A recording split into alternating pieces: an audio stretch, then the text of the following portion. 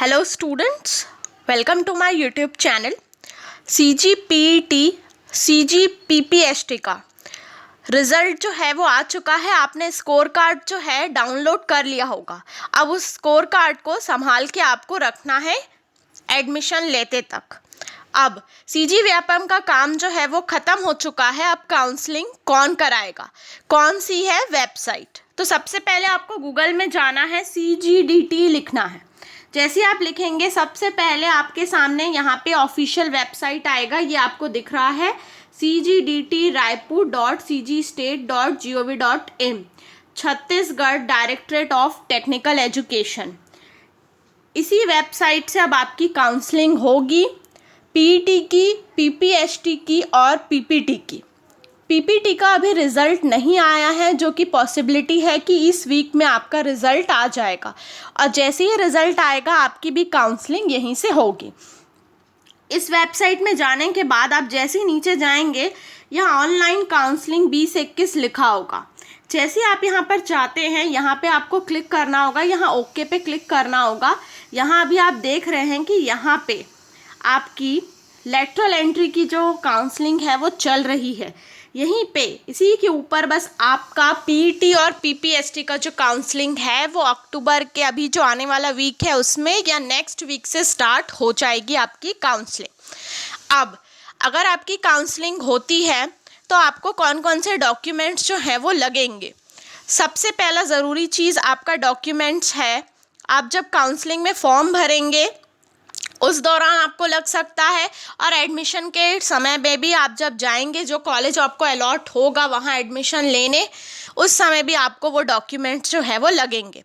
तो दोनों ही समय में ये डॉक्यूमेंट्स काम आएंगे। सबसे पहले आपको अपना स्कोर कार्ड को संभाल के रखना है, क्योंकि उसी स्कोर कार्ड को दिखाना होता है आपको जब आप कॉलेज में एडमिशन लेने जाएंगे।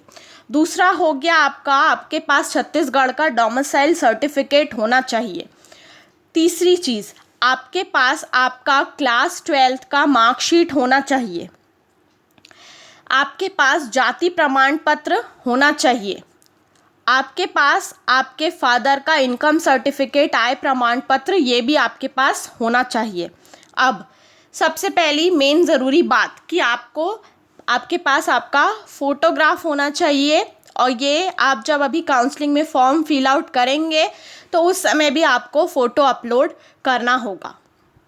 ये सारे डॉक्यूमेंट्स जो है आपको पहले से रेडी करके रख लेना है, क्योंकि ये सारे डॉक्यूमेंट्स अगर आपके पास नहीं है तो इसको बनवाने में अप्रॉक्स 15 डेज़ लगते हैं। तो आप इसे रेडी करके रख लीजिएगा। अब आपका कॉलेजेस जो है वो कब से शुरू होगा, बात करते हैं हम इंजीनियरिंग की और फार्मेसी की, क्योंकि यही पहले होगी इसकी काउंसलिंग, उसके बाद आपका पॉलीटेक्निक का काउंसलिंग होगा। जैसे ही आपका फर्स्ट राउंड का काउंसलिंग जो है वो हो जाएगा और आपको एक तारीख दी जाएगी कि इस तारीख से इस तारीख तक आपको कॉलेजेस में एडमिशन लेना है। जैसे ही आप एडमिशन ले लेते हैं उसके एक हफ्ते के अंदर अंदर ही आपका कॉलेज जो है वो चालू हो जाता है। अब काउंसलिंग क्या एक राउंड में होती है? नहीं होता। काउंसलिंग जो है first round, second round, third round, spot counselling, ये सारी कुछ होते हैं। हर काउंसलिंग के जो फेस होते हैं, first phase, second phase, third phase, इन काउंसलिंग में आपका अलग अलग कट ऑफ होता है। अब कट ऑफ क्या होता है? कट ऑफ उस कॉलेजेस में कितने एडमिशन हुए हैं फर्स्ट से लेके लास्ट रैंक तक का, तो वही कट ऑफ जो है उस फेज का, उस राउंड का लास्ट जो एडमिशन जिस स्टूडेंट ने लिया है वो कट ऑफ होता है आपका। हर फेज के अलग अलग कट ऑफ क्यों होते हैं? जब आप सपोज करिए आपने कॉलेज में एडमिशन लिया, आपने कंप्यूटर साइंस ब्रांच लिया, वहाँ पे 120 सीटें हैं। पहले ही में काउंसलिंग में फॉर्म तो बहुत सारे लोगों ने भरा, लेकिन बहुत से स्टूडेंट्स ने एडमिशन नहीं लिया। तो सपोज़ करिए 80 सीट्स जो है वो फिल आउट हो चुकी है, अब बच गई 40 सीट।